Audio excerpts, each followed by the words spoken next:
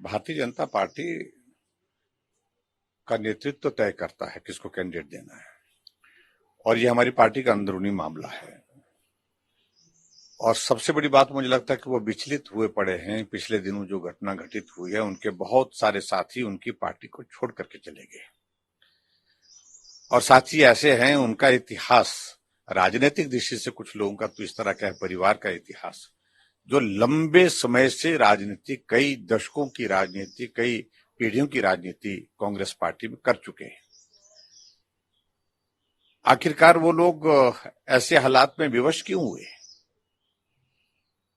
जब वहां ठीक नहीं था, सब ठीक नहीं चल रहा था, तो उसके बाद ही ऐसे हालात बने।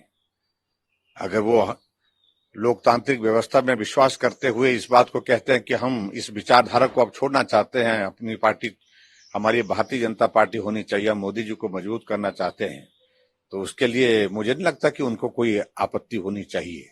और आपत्ति के बाद ये भी मैं कहना चाहूं कि उनके कोई सुझाव भी इस बारे में मांगे जाएंगे कि भारतीय जनता पार्टी में इसको हम लेंगे या नहीं लेंगे, वो हमारी पार्टी का विषय है। मुझे लगता है कि उनको यहीं तक अपनी बात कहनी चाहिए। और हिमाचल प्रदेश में जिस प्रकार से कांग्रेस पार्टी अस्त व्यस्त हो गई, बिखर गई, टुकड़े टुकड़े होकर के वो आने वाले समय में होने वाली है, क्योंकि बहुत सारे साथी चले गए उनके, बहुत सारे साथी जाने की तैयारी में हैं, और ऐसे हालात को देख करके कांग्रेस पार्टी का भविष्य जहां देश में नहीं है, वहां हिमाचल प्रदेश में भी नहीं है, ये उनके लिए बहुत बड़ी चिंता का विषय बना हुआ है।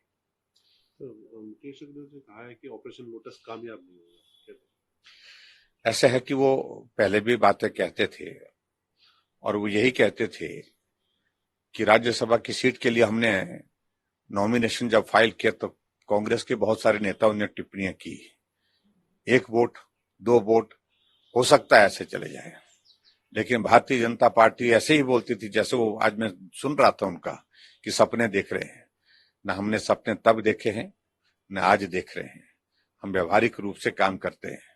और राज्यसभा के लिए वही बात को बताएं हमको कि वो तो 40+3 थे, 43 थे, वो 34 पर कैसे आ गए। भारतीय जनता पार्टी 25 थी, 25 से 34 पहुंची, परंतु जीत भाजपा की हुई है। और इसी तरह से मैं ये कहूंगा कि मैं ज्यादा उसमें कुछ कहना नहीं चाह रहा हूं। आने वाले समय में क्या परिस्थितियां होंगी, क्या हालात होंगे, किस तरह की चीजें होंगी, उन चीजों को लेकर तब की बात कहनी होगी तब कहेंगे। लेकिन मैं इतना जरूर कहना चाहता हूं, ऑपरेशन लोटस ना भारतीय जनता पार्टी ने करने की कोशिश की, ना करने की कोशिश करने की आवश्यकता है।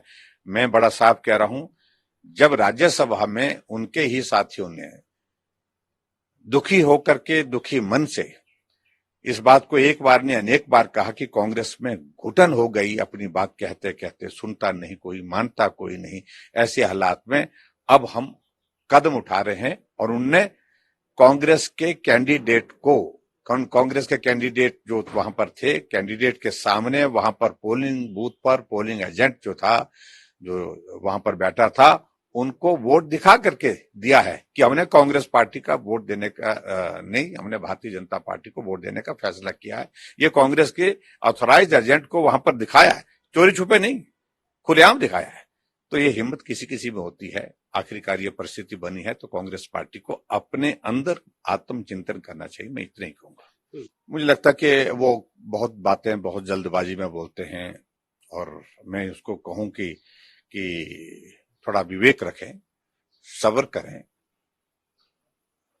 काम करने के लिए कोई भी आदमी कहीं जा सकता है, किसी भी फील्ड में जा सकता है, उसके बाद अगर वो राजनीतिक क्षेत्र में आता है तो मुझे लगता है कि इस प्रकार की टिप्पणियों से उनको बचना चाहिए, उनको नहीं करना चाहिए। और जो मंडी की जो कैंडिडेट है, उन्होंने मंडी का नाम रोशन किया है, मंडी की बेटी है, और फिल्म जगत में काम करते हुए अपनी एक पहचान बनाई है जो सहज नहीं है। और उस पहचान के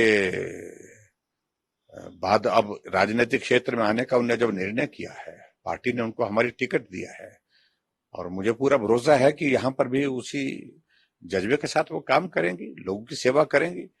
और मुझे लगता है कि बहुत जल्दबाजी कर रहे हैं, मुझे मालूम नहीं क्यों इतनी जल्दबाजी में है, और वो संयम रखें, सब्र